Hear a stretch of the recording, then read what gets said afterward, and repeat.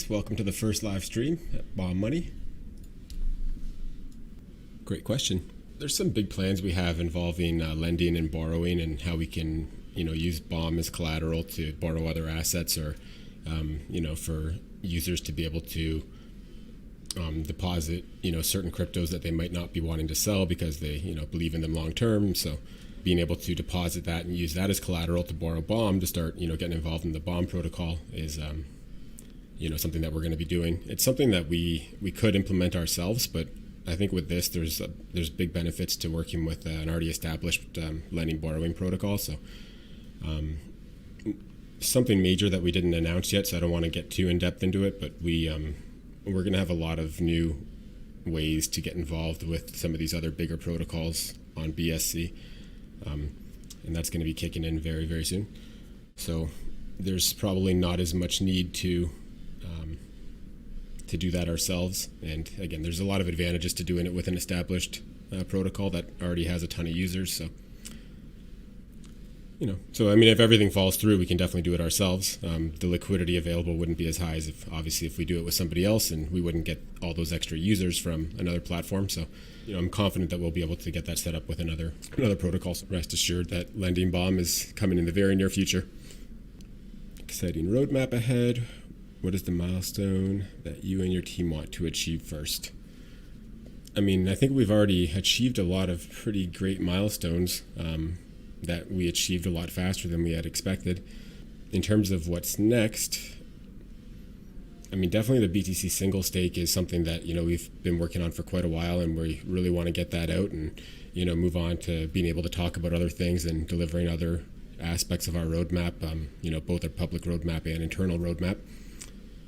But yeah, the focus right now is definitely on, finalizing BTC single stake and, getting that out the door and letting our users take advantage of that and new users and, getting that first round of BTC funding in and, deciding, how big our second round should be, if we need to adjust anything for the second round.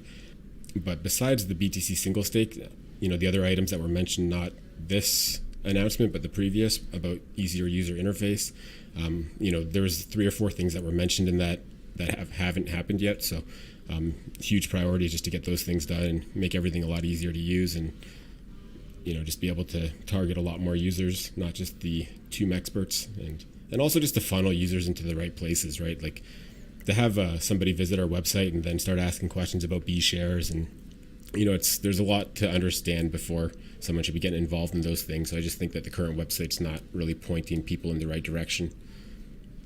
So, those are definitely milestones. Once I could just send someone to the site and have it kind of be self-explanatory and, only have questions come up if, it's something above and beyond what a typical user would be doing, then, that's a huge milestone that, we're going to hit very soon, and it's going to greatly benefit the platform. So what we're going to do at first is we're not going to actually replace the website. We're going to have a landing page. So you can see like our current site is at app.bomb.money. So right now just bomb.money just forwards there. So we're going to have a landing page / homepage kind of that's going to be just right at bomb.money. And that's going to just kind of explain everything very simply, and it's going to point people in the right directions. And that in combination with like fully revamped documentation, where we don't really talk about the more complex things until deeper into the documentation, it's gonna make a huge difference for us. And that's coming very soon. Like I believe that landing page is just about ready. It's waiting on me to get some more content into it. And how much BTC do you have planned for the first stake? Is it all spoken for? It's not all spoken for. Originally, we were going to do 100 BTC for the first round. I think we might just dumb that down a little bit to 50 BTC just to create that much more exclusivity on it and really push people to, get their BTC in. And, that'll let us kind of just close that first round and, gauge how that went in terms of allocating those BTC into our farms and vaults and, what the reception is like on how we implement it. So to see if we need to change the terms or, change any aspect of it for round 2. So I think it's going to be better to do a smaller round for the first one. 50 BTC is still a fair bit. But yeah, I think just, being able to come to conclusions on how well that works is going to let us do a second round that's a lot bigger with a lot more data points to really make sure that we, release it with terms that people are happy with and, something that works for the protocol and works for our users. In terms of, is it all spoken for at this time? I have fairly firm commits on 20 to 25 BTC, but there's likely a lot more BTC that's waiting to get staked that I haven't heard about. So it could all go really quickly. It wouldn't surprise me. What is the challenge of implementing the BTC single stake on the BOM ecosystem, and how will it affect the peg in the short and long term? Great question. So this is part of the reason why, your second part of the question kind of goes back to the challenge of implementing it, because as I've said numerous times in the past, it's a huge priority for us that nobody loses money. Obviously, we aren't in full control of that. People are going to do what they want to do, and but we want to make sure that if people are doing what we recommend them to do, their chances of losing anything is as minimal as possible. So with BTC single stake, it's a very straightforward thing, right? So it's just you stake BTC and you earn BTC. So they can't really do anything wrong. So we're in full control there in terms of making sure that we safeguard their assets and making sure that the protocol is safeguarded as well. So the first thing that I'll correct from what I said earlier is that I don't want to unnaturally push peg super high because of BTC single stakers. So I'm not just going to be taking, if somebody stakes 10 BTC, there's not going to be automation in place at first. There's never going to be automation in place that's going to directly dump that into the LP, because that we need to have controls in place to, prevent peg from just flying all over the place due to, massive stakes and unstakes from BTC mainnet. And there's several ways that we're going to do that. One thing I meant to mention, though, is that in terms of peg, I don't mind, if the peg is already naturally high, let's just say it's at 1.3, 1.4. If BTC single stakers want to get involved, it's something we're going to have to deal with the peg at those points. But if the peg is, hanging around near peg or or somewhere in the 1 to 1.1 ratio, I'm going to be doing as much private placements of BOM to those BTC stakers, because there is a lot of BOM both at the treasury and my own wallets, because I've been supporting the price quite a bit, and I know some of my friends have also been doing the same thing, so they're pretty heavy on BOM right now due to supporting the price at times in the past when it needed help. So there's quite a bit of BOM that we can allocate out to BTC single stakers without impacting peg. It's key to remember that when we do that BTC that we take in from doing a private placement, if it's the treasury or it's my wallet or it's one of my good friends' wallets that I know is holding a lot of BOM, we're able to jump back in. If somebody is gonna do a big BTC withdrawal, we can use treasury BTC, or I'll use my own BTC to lessen the blow to peg. And as well, there's other things that we have in place to put BTC to the side in anticipation of withdrawals, as to not negatively impact peg at all I shouldn't say at all, but to minimize impact on peg when withdrawals occur. SAFU audit refers to possible printing issue if protocol corrupted and recommends a 5% limit. Will team be implementing this recommendation? In theory, if corrupted, would it be possible to cause a flash loan and print unlimited amounts of BOM? Okay, so to implement, while I agree with what they put in that audit, keep in mind though that a deployed smart contract, you cannot just update hard-coded, aspects of it. And the only thing that you can change are variables that are inside of that were written and intended to be updated. We cannot implement that recommendation, but the thing to keep in mind though is that only the owner of the contract has that minting rights. So we can definitely transfer that ownership to a time lock, and we can transfer it to a multi-sig, and there's a lot of different things that we can do to kind of right now, I am my wallet is the owner of that contract. So yeah, technically I could mint unlimited BOM right from day one. I could have done that. Obviously I'm not doing that. The only minter of BOM is the treasury, when epochs are printing epochs. But we can definitely transfer ownership of that contract elsewhere, just so that it's not even possible for me to print BOM or to mint BOM. At what TVL do you see BOM money really gaining attention and hitting that moment of escalating quickly in TVL? I think once we hit certain milestones in TVL, then larger and larger investors will feel comfortable coming on board. I'm not sure exactly what those numbers are. I know when we were really small, we were looking for 10 mil TVL to get some slightly bigger investors on, but I think the 100 mil, probably just the round numbers are my best guess. 100, 250, 500. I think at each of those milestones, we'll probably have different investors that start to feel more and more comfortable. and as well to just test of time, right? I mean, I looked yesterday at some of the other, like I really don't spend much time at all looking at other tomb forks, but I was looking at the Tomb Fork Watch Twitter, and I saw that there were some other forks that had surpassed us in TVL temporarily when they were fresh. And the last chart that they had up showed there was one fork that was ahead of us, but I had checked that fork, and they're now have dropped quite a bit. So so we're the original, and we also still have the highest TVL. I mean, not including a competitor that's not really a direct fork. But what do you think? What role can BOM play BTC in the future? Like easier to move BTC from mainnet to BSC, etc. Yeah, so I mean, so there's other things that we have planned, because we have that BTC payment gateway. So I mean, we definitely could have a service where we allow people to transfer BTC from mainnet to BSC and just charge a very minimal fee for that. That's definitely something that we can do, and I've thought of that in the past. Another option is, so BTC mainnet stakers, they're essentially going to be investing in our LP, and we're going to make that extremely obvious to the BTC mainnet stakers, and they're going to be able to track, like, we're not going to call it LPs because we want to simplify things. We'll call it something along the lines of BOM investment units or something like that. I mean, we will definitely explain exactly what that consists of, and the risks and the upside that comes with that. We will allow a BTC mainnet staker to withdraw those LPs onto BSC if they so choose to. So we'll offer that in addition to just on-ramping BTC.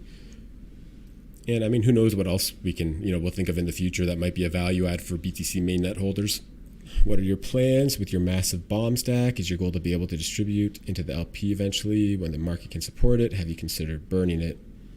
I mean, I think it's important to remember that, the vast majority of my BOM stack, I either purchased myself at high levels, low levels, way before we got to PEG, or, I have obviously received some for the developer rewards on, when we've been printing, but definitely well over 90% of my total BOM I've bought myself. So I don't plan on burning that BOM that I bought myself. Yeah, I mean, my plan right now is pretty much to distribute it to, BTC single stakers or any other large institutional investor that wants to take a massive position. It would be beneficial for everybody to we're able to get in without impacting PEG in a huge way. So I'd offer them private placement, and I just want to farm a lot, right? So I just want to be able to place half of my BOM into BTCB and get my farm kicking. I'll sell a little bit to cash out at different points in the future just to diversify a little bit. I don't need to be 100% BOM, but I'll keep it 95% at least.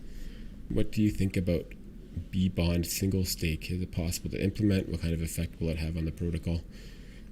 I haven't put too much thought in that, to be honest. I mean, I guess I'm open to suggestions for that.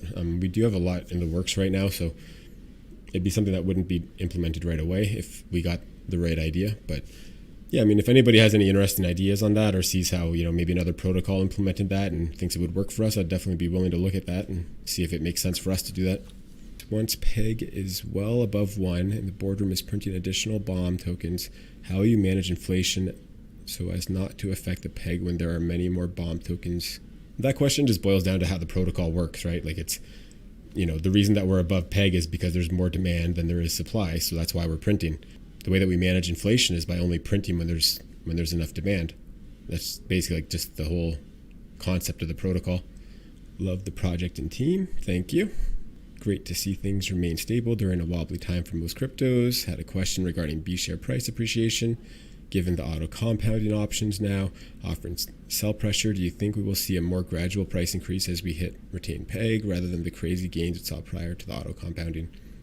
So the crazy gains that we got prior to the auto compounding wasn't due to auto compounding. It was just due to speculation on B-share and just speculation on the whole protocol really. And it went up way too fast and way too high in a short period of time. So it wasn't healthy, and it doesn't typically stick when that sort of thing happens.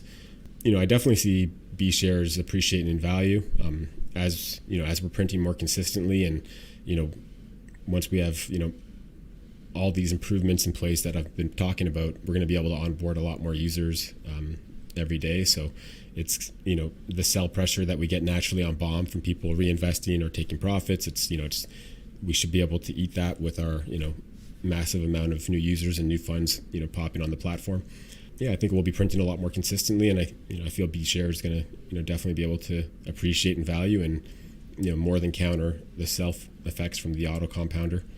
I do think that we will hit, prices higher than what we've seen in the past, but just because the size of our pools are going to be so much larger, we won't see those same APRs that we were getting in the past. Curious as how the team plans to manage capital reserves. Harry is a billionaire. Anytime TUM falls far under peg, he buys it back up. He's almost like a backup mechanism to keep peg. How is BOM planning on keeping it close to peg? Well, I think, I know that once there's an intrinsic use case for BOM, it gives it intrinsic value. Bottom line is we just need there to be more buy pressure on BOM than there is sell pressure. And, a lot of items in our roadmap are geared for that exact specific purpose. A lot of the different items at first are going to be, financial use cases such as the lending, borrowing, and, just different ways to utilize BOM to make money or to interact with our protocol. But we want to move towards developing a lot of use cases that aren't just strictly financial. So, one thing, for example, would be, an NFT marketplace where we have our NFTs and maybe other NFTs in the future where, everything's purchasable in BOM. That's just one idea off the top of my head, but we've got a whole list of them internally of, different use cases and different suggestions that we've gotten, and some of them are really great. So once we have these current items on our plate taken care of, such as BTC single stake and the website changes and documentation changes, we'll, move into announcing and developing some of those other use cases that are beyond just financial use cases. So the Treasury receives a large amount of B shares in BOM. Well, it receives BOM when BOM's printing, or like when the boardroom's printing. Previously, when we were well above peg, I would take those assets and I would convert them into stable coins and just other cryptos that are not BOM assets, just so that there's a reserve there to be able to help peg in the case it's needed. So last time it ran up, I was selling all kinds of B shares from the Treasury account, when it was over 10,000, and that did really, we had a couple $100,000 or maybe even more than that to prop BOM back up. And when we dropped peg after that initial run, that couple 100,000 wasn't enough to get it back to peg, but it definitely greatly helped move it in the right direction. I'll definitely be doing something similar to that. I don't think it's sustainable to have one guy as a billionaire that's going to back it, because, it's at a certain point you just say, okay, well, I'm going to stop pouring money into this. And, I'm not sure he's helping to the same extent that maybe some people think he is. Like, I know that he is definitely helping out when needed, but, it was sat at 0.95 peg for quite a while, and he could have easily fixed that, but it's not natural for one person to fix it. You need, the community needs to grow and, value the asset higher, because if one person just fixes the price, well, then everyone's just going to dump and say, hey, that's not naturally what the price should be at. So, and if he's just going to keep pumping it back up to 1.0 peg, why don't we just keep dumping into it? Do you have a TVL target for the next 6 months and year? In my last AMA, I kind of touched base on this. It's obviously just rough guesses when I shoot out TVL numbers, but being the first TUM fork and, having the community that we have and the peg choice that we have, and, I think just making a couple of the right decisions in terms of being able to target the right users and, having a much wider target audience and, targeting the right type of BTC mainnet holders. Like, I know that the maxis are going to be very difficult to convince to, deposit their BTC, but they're just one aspect of the BTC mainnet users. So continuing to do what we're doing right now, but optimizing it and implementing some items on our roadmap. I think I love to compare to TUM, because they're the established player that has a very, identical protocol essentially. If they're at 1.5 billion TVL and, not a whole lot is, they just started implementing some changes in the platform, but up until, the last month, I don't think anything's changed. For them to be at 1.5 billion with the bare bones version of the fork, well, they're the original, but without having implemented anything new up until very recently, and then get into that TVL, I really think that 5 billion TVL is very possible if, once we've executed. Let's just say that I expect things to get into the billions. I don't know about timelines, or my long-term plan is to be well over 10 billion TVL, but that might be a few years out. Is BOM merch going to be a thing in the future? 100%, brother. I can't wait to get some BOM merch. I wish I was rocking some BOM merch right now. But yeah, we'll make that available for users, and hopefully we can integrate it in a way where we can have that all purchased with Bomb.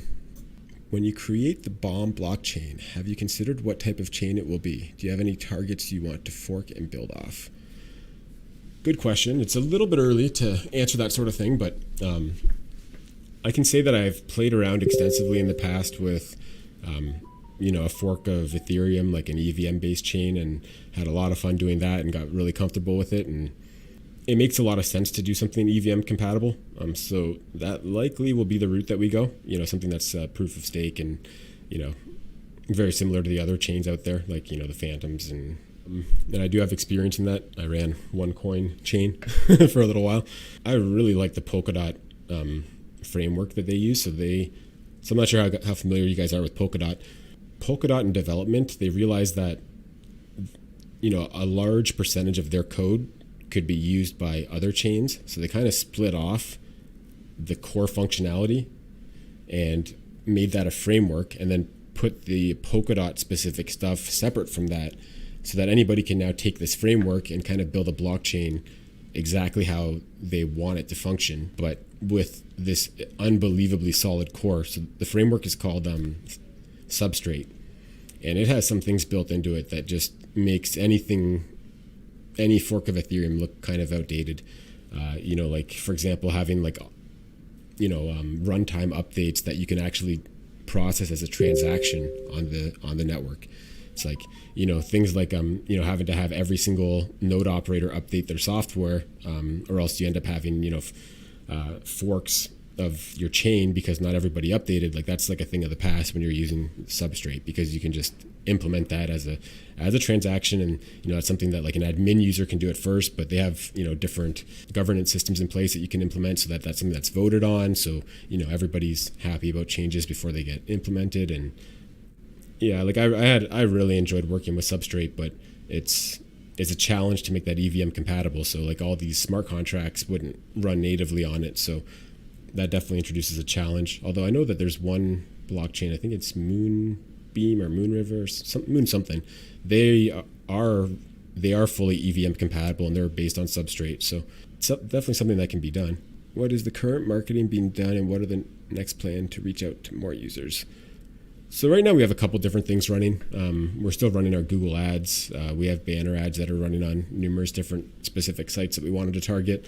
But there's a huge deal actually that we just signed yesterday in regards to marketing that I want to just get a few more details on that before I announce it. But we've made a massive allocation of funds to a really high tier marketing firm that's very reputable. So I think it's more marketing tactic now. A billionaire's back in it, so it must be legit. Better to have a sustainable system like you are building. Yeah, I agree.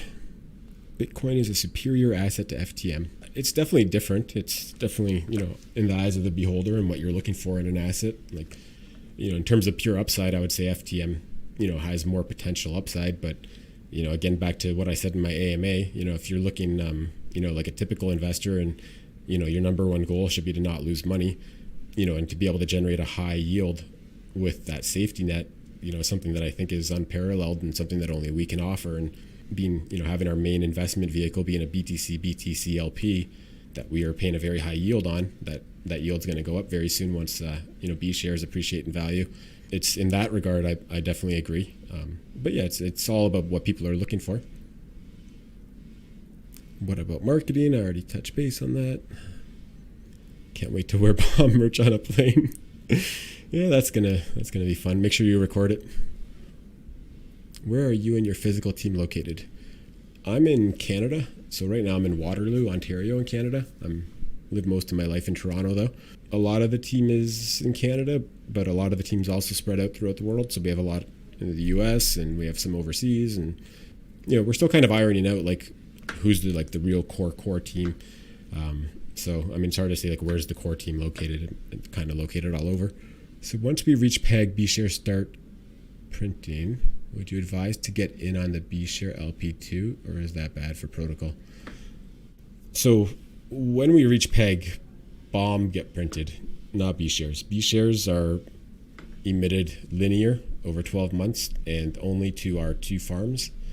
It's really important for B share, BNB, pool, farm, vault, whatever you want to call it, to have some good liquidity there, because the more liquidity there, the constant sells from the auto compounder make less of an impact, and it can allow a new investor to take a bigger position without impacting the price too hard. Because I know if I'm getting into a new investment and I want to put a big chunk in, I don't like seeing that the price is going to change drastically.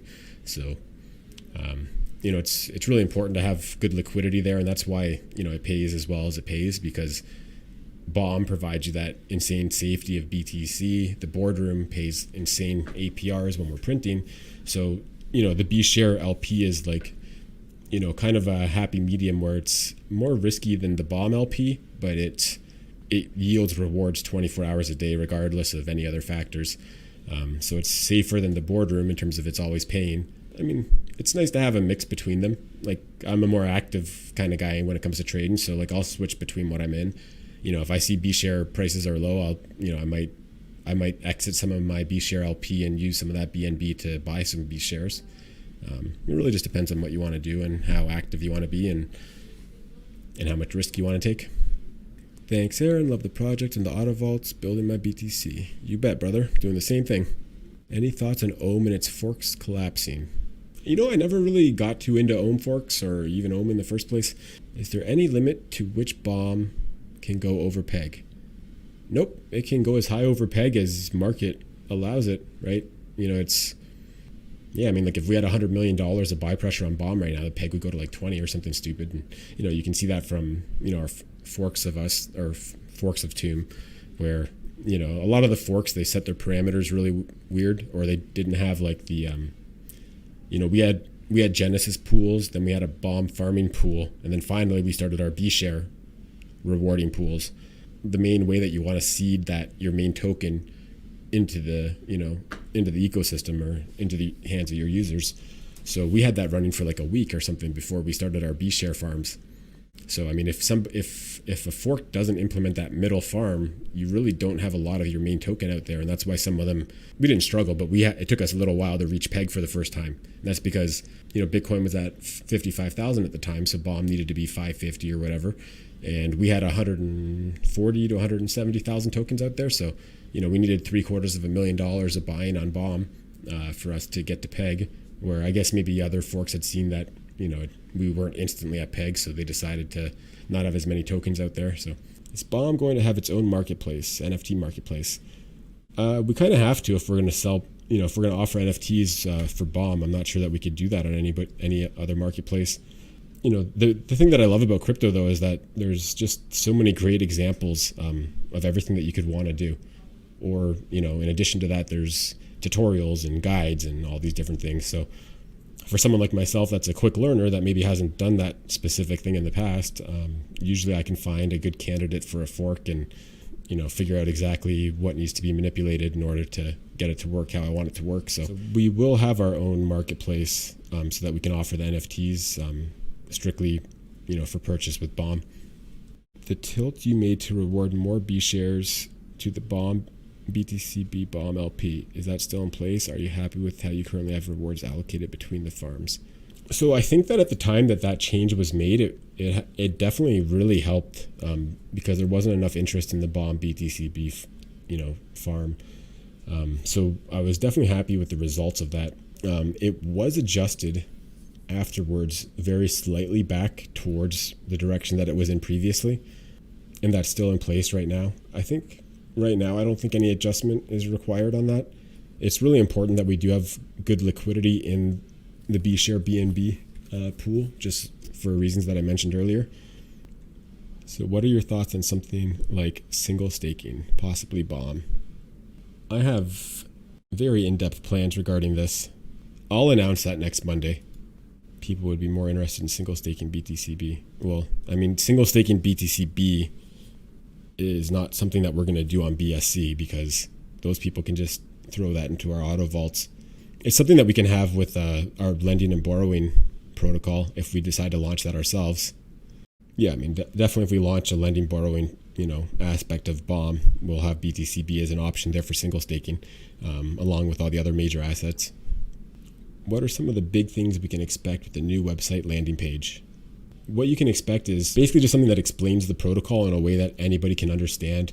It puts the key pieces of information, front and center, such as, are the yields that we're paying. And I really feel like this is like a once in a lifetime investment opportunity to get these kind of yields on double BTC pairs. So that needs to be extremely apparent when somebody first hits the website. So it's just going to be a big focus on simplicity and getting users the information that they need to want to learn more and to want to get involved and to point them in the right directions and that sort of thing.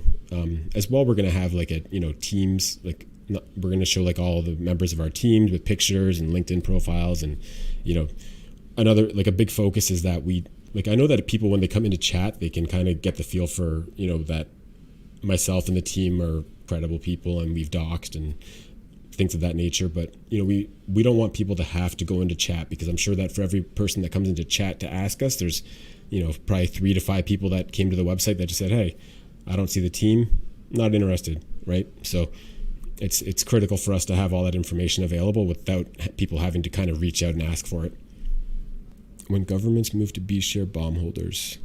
So we have this launch right now. It's at vote.bomb.money. Right now, it is set to check. So your voting power at this moment is based on your B shares in your wallet and also how many B shares you have staked in the boardroom. And this works. We had a test vote that I deleted. But there's some ideas in the works in terms of the single stake on BOM. The more we are in a sideways market, the more people will seek yield on their assets. Agreed. And I think that, the mad rush to Tomb forks, because, they're super lucrative at first. I think people are seeing the risks involved with that, in terms of all the different rug pulls that have happened and, all the, the pumps and then dumps, but dumps where they don't recover like we did. Obviously we hit down to 0.6 peg after our first pump, and we recovered. And now, we've been right around peg. With some of these things coming out in the future, I think we're going to be printing a lot more often. I'm very confident we will be printing a lot more often. Is there any specific reasons for you choosing Tomb's code? Very specific reasons, actually.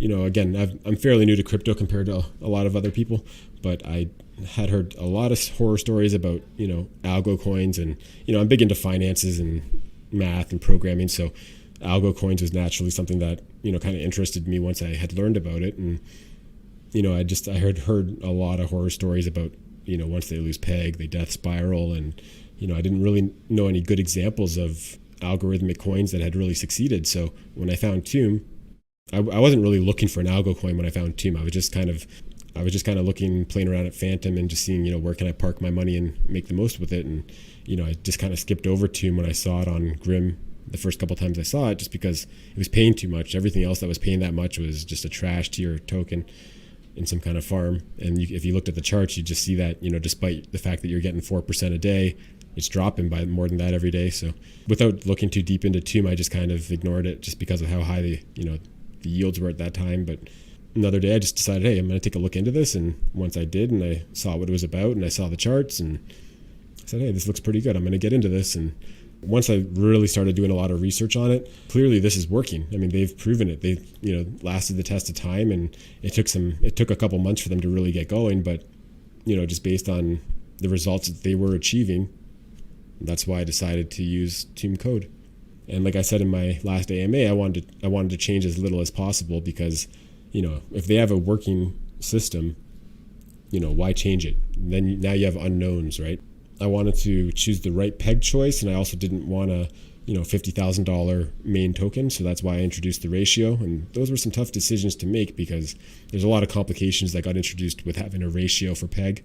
And that's, why the boardroom contract had to be swapped out there, just because of a small issue there. But everything's great now, and, really happy with all the choices that were made. So for single staking BTC, we are depositing to your centralized website, like sending it to your wallet on BTC mainnet. And if we want to withdraw, we request it, and you send back our BTC to our BTC wallet. Everything on the, it's not going to be going to my BTC wallet, but besides that, that's fairly correct. Any way to insure people's BTC through a third party? I haven't really looked into that. I mean, it's the keys for, especially for round one, is just to release.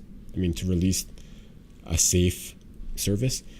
We're going to be offering reduced returns just so that we can have safeguards in place, like putting BTC to the side, and and as well, like a lot of all the BOM that they acquire at first is the majority of it is going to be done through private placements where we have that BTC still sitting there on the side. So it's really not much of a risk due to the fact that the BTC that they're depositing, the part that's not in their LP, is still going to be accessible.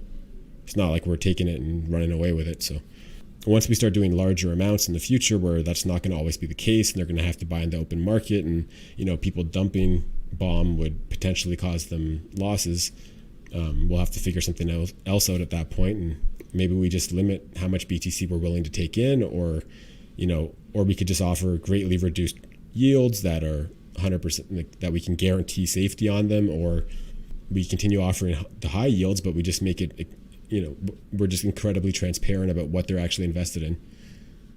FTM, very cool. Tomb, the most successful project there. Yeah, Tomb is about 15% of all liquidity on Phantom last I checked, so very accurate there. I feel I just need to hold BOM and B share. I don't see the interest to buy B bond. Am I right? Yeah, B bond is definitely not for everybody. I feel like a lot of people take it without understanding what it is. It's something where, if we're below peg, buying BOM and holding it in your wallet, or buying BOM and converting it to B bond, for the immediate future, it makes no difference to the protocol, right? Like either way, you're taking BOM, you're purchasing it, driving the price up. And if you're holding it in your wallet, or you're going to add BTCB to it to farm, then that's doing the same thing as converting it to B bond essentially, except for one way. The circulating supply goes down, and you don't have that ability to sell it or farm with it immediately.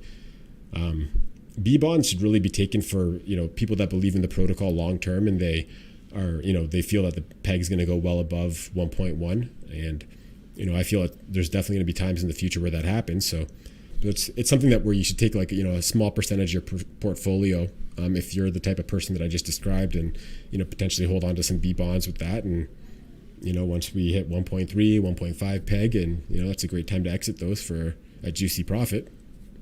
Thoughts on Charge DeFi? You ever talk to those guys? I don't really talk to anybody in any other Tomb fork. I also don't really look into too much what other Tomb forks are doing.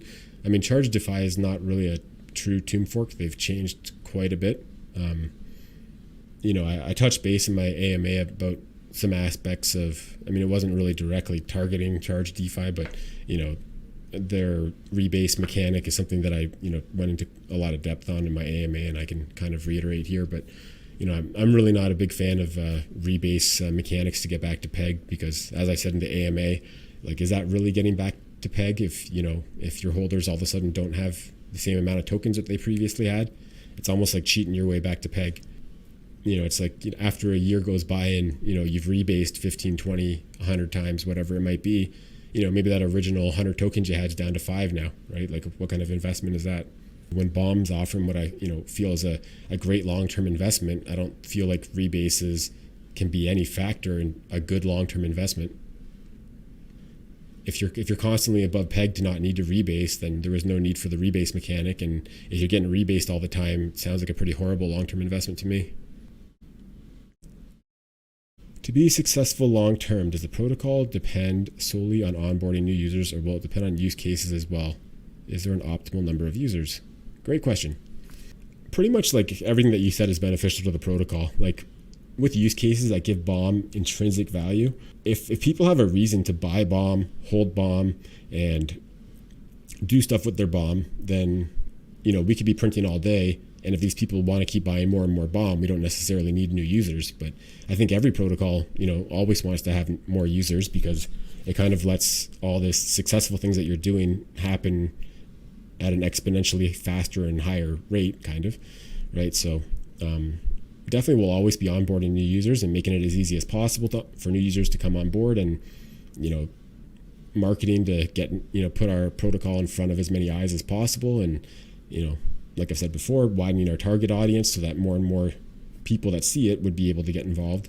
So yeah, I mean, it's a combination of both. I think the use case aspect is more difficult, and that's why we've put a lot of thought into that. And we need our use cases to be beyond just a financial vehicle, right? Like we don't want every aspect of BOM just to be go back to just making more money. Once there's intrinsic value, like I need BOM so I can benefit in some other way, or I need, there needs to be non-financial use cases, and I feel like that's what's going to give BOM, very long-term stability. How is advertising going? Would like to see growth in users? It's been going well.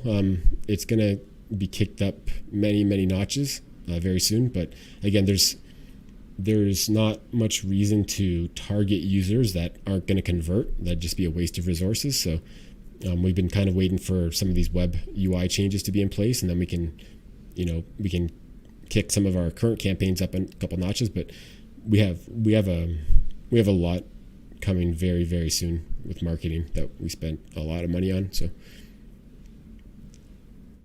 that growth in users you want to see will be coming very, very soon. Will there be a time lock on single staking BTC?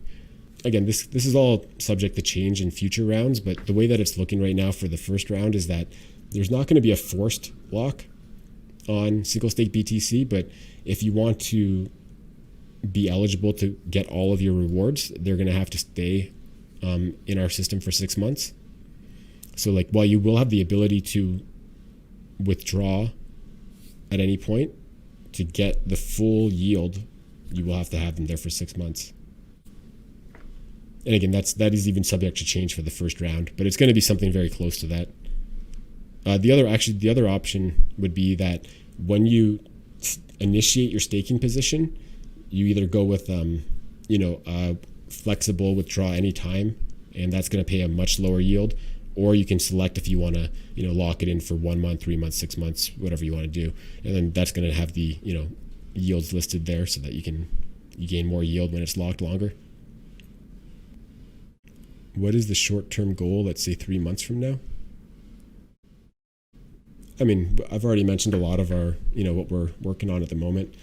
If you're just asking a general goal, it's the same as our long-term goal, which, is just to, have as many users involved in the protocol as we can and build value for our current users and future users, and, keep expanding our ecosystem to build, those intrinsic value use cases that I've been talking about, and, get involved with other protocols and with partnerships, and just to take BOM to the next level. And that's our short, medium, and long-term game plan. What are your thoughts about B-Share single stake, like the one Grim has for T-Share? Can you explain what kind of effect it will have if implemented? I mean, this is something that I think once we're more mature as a protocol, we can look into something like that. It wouldn't be difficult to implement, but I mean, I haven't looked too in depth into it, but I'm assuming that all it's doing is it's just staking B-Shares, and it's just doing the auto compounding for you. So that would introduce a lot of sell pressure on BOM if we were to implement that. So that's something that I think we need to grow in size before something like that makes sense. But definitely something we could do. Thanks for the thoughts on Charge. I was not aware that they were using rebase mechanics to get back to PEG. That defeats the purpose and isn't really keeping PEG then. Agree 100%, my man. How and when did you discover crypto? Well, my original discovery of crypto, I have to thank my cousin and member of the BOM team, Joe Moon. We were working together many years ago, and he brought up Bitcoin to me. He probably knows the dates better than I do, but I'm going to say it was approximately 10 years ago, maybe 9 or 11, somewhere in that range. And I know I played around with it briefly. I think I started mining some on my computer, and it was intriguing a little bit, but it didn't really. I was going to say I wasn't sold on it, but I didn't even really look into it enough to be sold or not sold. It was just cool, and then I moved on to running my business. What really sold me on it though was when I discovered smart contracts and what smart contracts could do, and that just opened the whole can of worms, and I just started looking into that more, and I was in love right away. And when I really fall in love with something, I'm perfectly happy working on it 24 hours a day. Nothing makes me happier than just making things work and figuring out how I can do something interesting and better than other people have done it. And so the timeline of that was about 10 months ago, I want to say, for when I kind of just really like started digging deep into Ethereum and smart contracts. I didn't really have any expectations. I didn't know how difficult it was going to be. I just kind of went in, learned the code and deploy the code, and the hardships were more just making decisions, right? Like, what's a peg choice that people are going to like? Do people, this is already a really complex system. Should I introduce a ratio for the peg? So I was kind of like having a tug of war match with myself about, do I keep it simple and not introduce a peg ratio, but then I can't really peg to Bitcoin because the token price is going to be way too high. So I guess that was probably the hardest part, was just making some of those decisions that you can't change later. And I think luckily I picked a lot of the right things there when I did that. Is Bomb Money Canada-based company. Bomb Money is incorporated in Canada.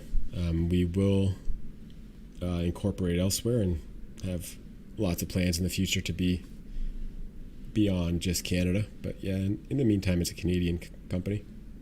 If we stake BTC on mainnet, is it possible for the stake amount to go down if BOM is below peg? Yeah, it's definitely possible. We're going to be very upfront about exactly what is being invested in, and the BTC is essentially going into a double stack DeFi yield protocol. So it's their BTC is going to be earning trading rewards whenever anybody trades BOM. That's from PancakeSwap.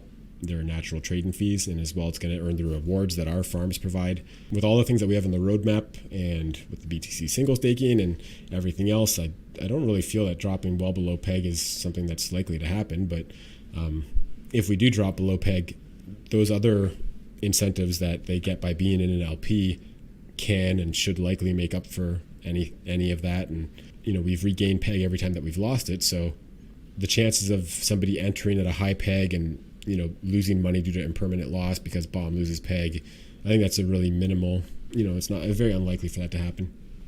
Do you have many what may be termed whale investors, or are there mainly smaller investors?